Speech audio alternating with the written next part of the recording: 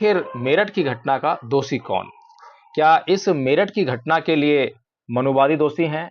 क्या इस मेरठ की घटना के लिए आरएसएस दोषी है? क्या इस मेरठ की घटना के लिए ब्राह्मणवाद दोषी है? क्या इस मेरठ की घटना के लिए बीजेपी की राजनीति जिम्मेदार है?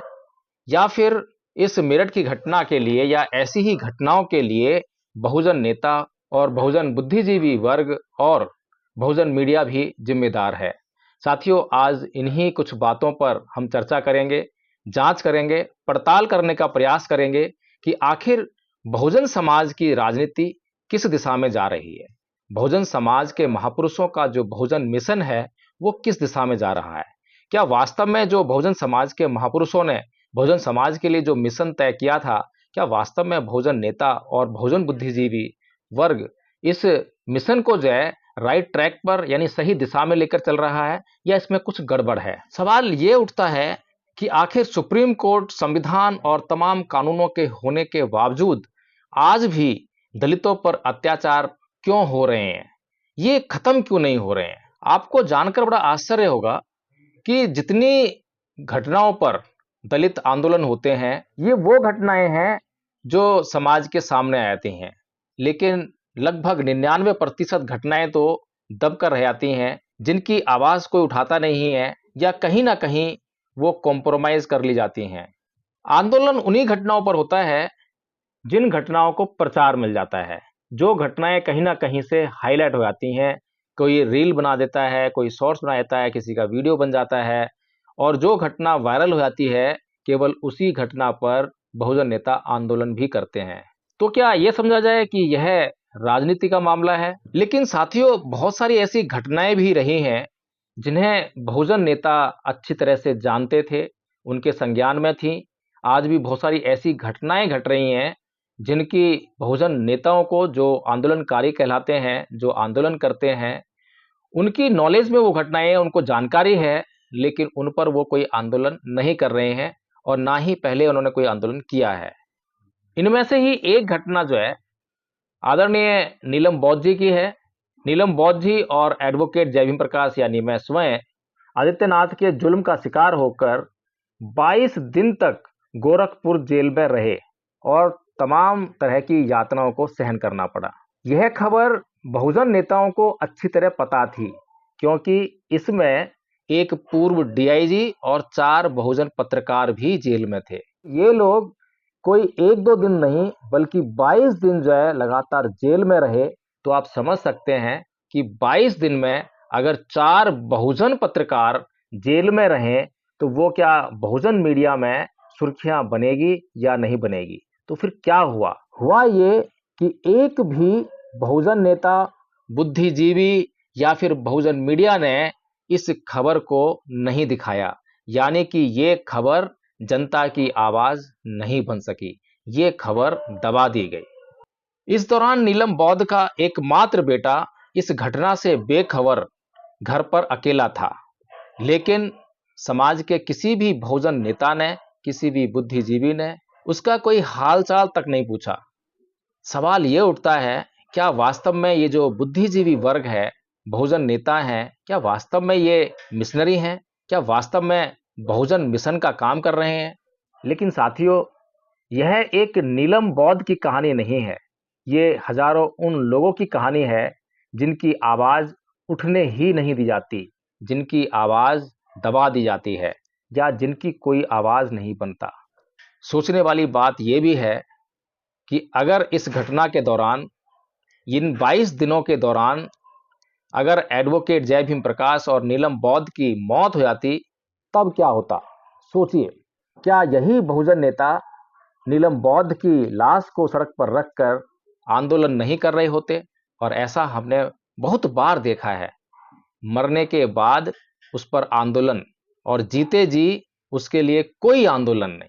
ऐसा हमने अक्सर देखा है, मरने के बाद नोटों के अंबार लग जाते हैं, लेकिन जीते जी जो है समाज उनकी मदद के लिए कभी सामने नहीं आता।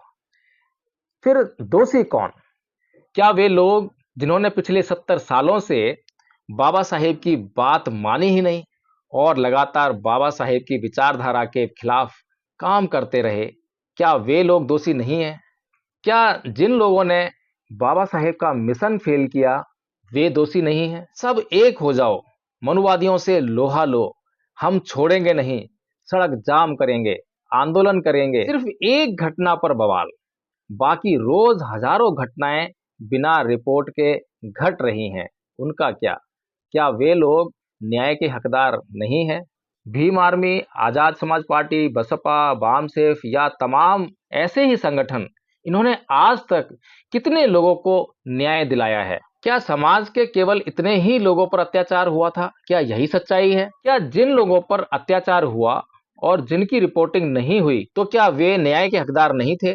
और अगर वे न्याय के हकदार थे और उन्हें न्याय नहीं मिला तो उसके लिए जिम्मेदार कौन? सच बहुत कड़वा होता है लेकिन उसका फल बहुत मीठा होता है। बहुजन नेता और बुद्धिजीवियों ने बहुत मीठा मीठा बोला और सबको बहुत अच्छा लगा, लोगों ने बहुत पसंद किया, लोगों को रातों रात वायरल किया, लोग हीरो भी बने। बाबा साहेब ने कड़वा सच लेकिन बेहद जरूरी सच बोला, बहुत कम लोगों को पसंद आया। हिंदू धर्म छोड़ दो, याद होगी वो बात बाबा साहेब की, जब बाबा साहेब ने कहा था कि मैं हिंदू धर्म में पैदा हुआ, यह मेरे बस की बात नहीं थी, लेकिन मैं हिंदू धर्म में मरूंगा नहीं।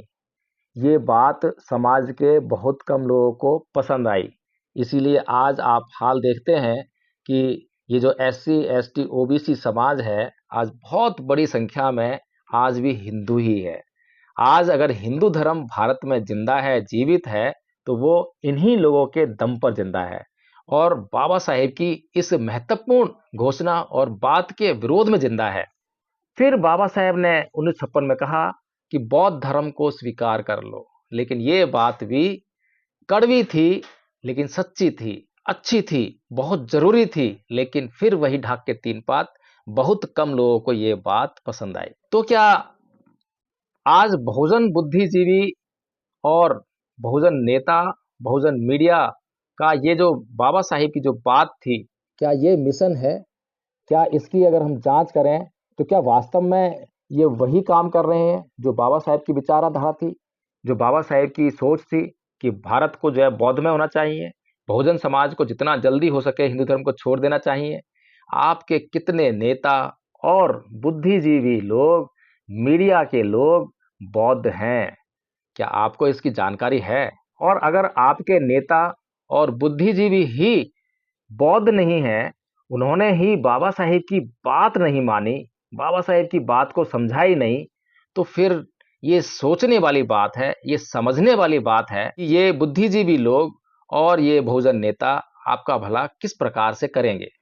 इसीलिए मैंने शुरू में कहा था कि क्या अभी जो बहुजन समाज का मिशन है वो सही दिशा में जा रहा है, सही ट्रैक पे जा रहा है, कहीं भटक तो नहीं गया? इसीलिए ये सोचने वाली बात है कि जब जिनके कंधों पर बहुजन समाज का मिशन है, उसकी जिम्मेदारी है, वो ही गलत ट्रैक पर हैं, वो ही सही ट्रैक पर ही नहीं है, तो फिर इस समाज को जो है नेतृत्व कौन दे रहा है? किसके कहने पर ये समाज जो है ये आंदोलन कर रहा है, इतनी भीड़ जमा हो रही है? और इस बात को, परम पूज्य बाबा साहब डॉक्टर भीमराव अंबेडकर की बात को धम्मपद संघ ने बहुत अच्छी तरह समझा और बहुजन बुद्धिजीवी नेताओं और मीडिया को भी ये बात समझाने का भरसक प्रयास कर रहा है, क्योंकि जो पीड़ा नीलम बौद्ध ने 22 दिन तक जेल में झेली और बहुजन समाज रोज झेलता है, उसे अब बंद होना ही चाहिए। लेकिन कैसे? ये एक प्रमुख सवाल है। तो इसका जवाब तो केवल यही हो सकता है कि बाबा साहेब अम्बेडकर का बौद्ध में भारत ही एकमात्र समाधान है। भारत को बौद्ध में करने के लिए धम्मपद संघ योजनाबद्ध तरीके से काम कर रहा है। इस काम के लिए धम्मपद संघ ने एक कोर्स बनाया है और उस कोर्स को केवल भाषणबाजी नहीं करते हैं, केवल 1-2 घंटे का कार्यक्रम देकर और छोड़ देना, ऐसा नहीं करते हैं, बल्कि उस कोर्स को जो है लोगों को रटवाया जाता है, फिर उनको अच्छी तरह से उसको अप्लाई करना सिखाया जाता है, फिर उनको उसका व्यवहार करना सिखाया जाता है, फिर पूरी तरह से प्रशिक्षित करके उनको समाज में भेजा जाता है। इस तरह से जो है धम्मपद संघ बहुत ही अच्छे तरीके से योजनाबद्ध तरीके से बाबा साहेब की उस परिकल्पना पर काम कर रहा है। अब सवाल ये उठता है कि क्या धम्मपद संघ कोई गलत काम कर रहा है? ये सवाल इसलिए पूछा गया क्योंकि धम्मपद संघ अगर कोई गलत काम नहीं कर रहा है तो आखिर उसका विरोध क्यों?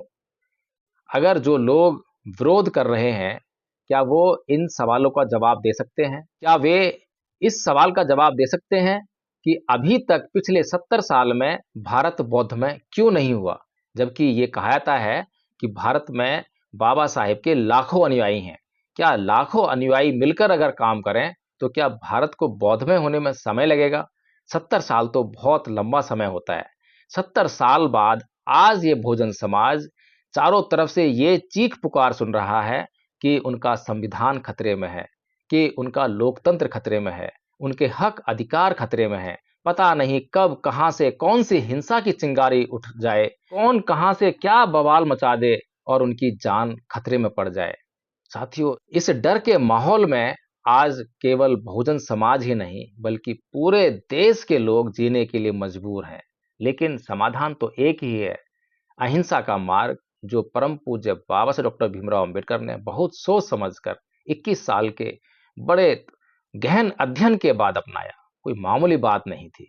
तो साथियों, ये समझना पड़ेगा और ये काम करने के लिए धम्मपद संघ जो है एक पंचशील धम्म ध्वज यात्रा शुरू कर रहा है।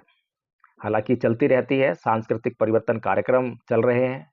तो इसमें यदि आप लोग चाहते हैं तो जो नंबर स्क्रीन पर फ्लैश किए जा रहे हैं उन पर संपर्क कीजिए और तुरंत जुड़िए और अपनी समस्याओं का समाधान खोजिए। आपके मन में अगर कोई प्रश्न हो तो वो भी कीजिए। पहले प्रश्न करना जरूरी है। अक्सर मैंने बहुत सारे वीडियो में यही बात कही है कि प्रश्न कीजिए, संदेह मिटाइए, जांच कीजिए, तब उसके बाद आचरण कीजिए, अनुसरण कीजिए। तभी हमारी समस्याएं सही ढंग से सुलझ पाएंगी। समस्या नहीं समझ पाते हैं फिर उसका कारण कहाँ से ढूंढेंगे? इसीलिए ये बात बहुत जरूरी है, बहुत महत्वपूर्ण है। इसीलिए ये काम बहुत गंभीर है, हवा का काम नहीं है, हवाबाजी का काम नहीं है। और ये काम जो है बहुत तेजी से प्रचार पाएगा ऐसा भी नहीं है, क्योंकि ये काम जो है त्याग का है, समर्पण का है, बलिदान का है। इसमें तपना पड़ेगा। इसमें हर किसी को जो है अपना अपना त्याग करना पड़ेगा, बलिदान देना पड़ेगा। जब जाकर ये मिशन जो है अपने सही ट्रैक पे आएगा और सफलता के कदम चूमेगा। तो साथियों, मैं इन्हीं मंगल कामनाओं के साथ इस वीडियो को ही समाप्त करता हूं। अगर यह वीडियो आपको पसंद आया हो तो इसको लाइक जरूर करें। कमेंट करके मुझे बताएं कि आपको यह वीडियो कैसा लगा और इस वीडियो में जो मैंने प्रश्न उठाए हैं, क्या वास्तव में समाज के लिए वो बेहद जरूरी नहीं है? और जो आपको समाधान इसमें बताया है, क्या वही एकमात्र समाधान नहीं है, या आपके पास भी कोई और समाधान है? तो उसको जरूर बताएं ताकि हम आपस में चर्चा करके उसको आगे बढ़ा सकें। तो साथियों, इस वीडियो को शेयर करना बिल्कुल ना भूलें।